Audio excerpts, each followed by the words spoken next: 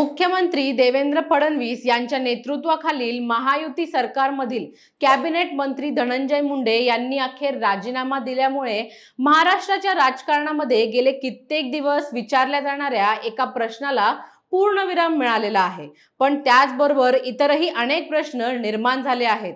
भारतीय राजकारणात किंबहुना महाराष्ट्राच्या राजकारणात सुद्धा एखादा नेता जेव्हा राजीनामा देतो तेव्हा तो राजी खुशीनी किंवा मनापासून केलेली कृती नसते, तर अनेक वेळा वरिष्ठ स्तरावरून आलेला दबाव आणि इतर काही कारणांमुळे त्या व्यक्तीला राजीनामा द्यावा लागतो। ही कृती नाराजीतूनच झालेली असते।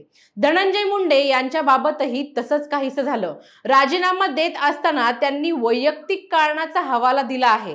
मुंडे राजीनामा दिल्यावर काय म्हणाले, हा राजीनामा त्यांच्या पत्नी का पडत नाही, सगळं काही जाणून घेऊया आजच्या या व्हिडिओच्या माध्यमातून। नमस्कार, मी अनुष्का आणि तुम्ही पाहताय दैनिक राज्य लोकतंत्र।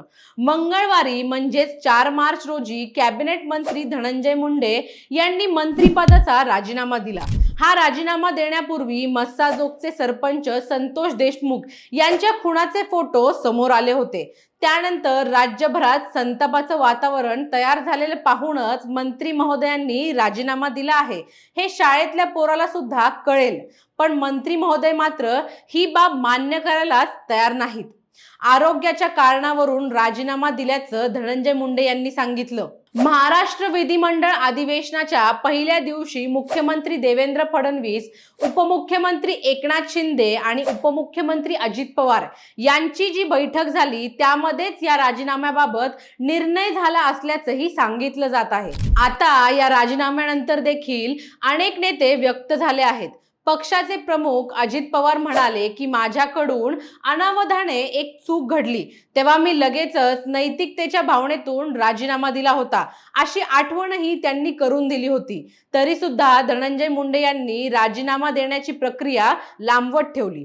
दुसरीकडे भाजपचे बीडमधील नेते सुरेश धस यांनी ज्या प्रकारे हा विषय लावून धरला आणि सामाजिक पातळीवरील आंदोलनाची तीव्रता वाढवत होती, ते पाहता जास्त काळ आपण पदावर राहणे योग्य ठरणार नाही हे लक्षात आल्यानेच अखेर धनंजय मुंडे यांनी पाय उतार व्हावे लागले। सर्वसाधारणपणे राजकारणामध्ये जेव्हा एखाद्या मंत्र्यावर किंवा मोठ्या नेत्यावर आरोप होतात तेव्हा त्या मंत्र्याने त्वरित राजीनामा दिला तर त्याने त्या आरोपांचा स्वीकार केला असे गृहीत धरलं जातं। म्हणूनच भारतीय राजकारणामध्ये आता अशा आरोपांनंतर शक्यतो शेवटपर्यंत राजीनामा देणं टाळलं जातं। ज्या देशात रेल्वे अपघातानंतर केवळ नैतिक जबाबदारी स्वीकारून लाल बहादूर शास्त्री यांच्यासारखे नेते रेल्वे मंत्रिपदाचा त्याग करतात, त्याच देशामध्ये आता गंभीर आरोपांनंतर आपले पद सोडण्याची नैतिकता नेत्यांमध्ये राहिलेली नाही हेच सिद्ध होत आहे। धनंजय मुंडे यांच्या या राजीनाम्यानंतर या विषयापुरता पूर्णविराम मिळाला असला तरी या राजीनाम्यानंतर राजकारणातील मनी पॉवर आणि मसल पॉवर विषय मात्र ज्वलंत चर्चेचा विषय राहणार आहे। कारण ज्या वाल्मिक कराडामुळे धनंजय मुंडे अडचणीत आले असे अनेक वाल्मिक कराड बहुतेक राजकारणी नेत्यांच्या पदरी असतात आणि या राजकारण्यांची वेगळ्या प्रकारची कामे करण्याची जबाबदारी त्यांच्याकडेच असते। आपल्यावर राजकारणी नेत्याचा आशीर्वाद असल्यामुळे आपले कोणीही वाकडे करू शकत नाही, ही भावना त्यांच्या मनात निर्माण झाल्यामुळेच संतोष देशमुख खून प्रकरणासारखी टोकाची विकृत घटना घडू शकते। साहजिकच धनंजय मुंडे यांच्या या राजीनाम्यानंतर अशा प्रकारे राजकारणामध्ये मसल पॉवरचा वापर करणारे राजकारणी योग्य धडा घेतील अशी आशा या निमित्ताने करावी लागणार आहे। केवळ हे राजकारणी नेते नव्हे तर हे नेते ज्या पक्षाचे प्रतिनिधित्व करतात त्या पक्षांच्या वरिष्ठ नेत्यांनी सुद्धा आगामी कालावधीमध्ये काळजीपूर्वक राजकारण करावे लागणार आहे।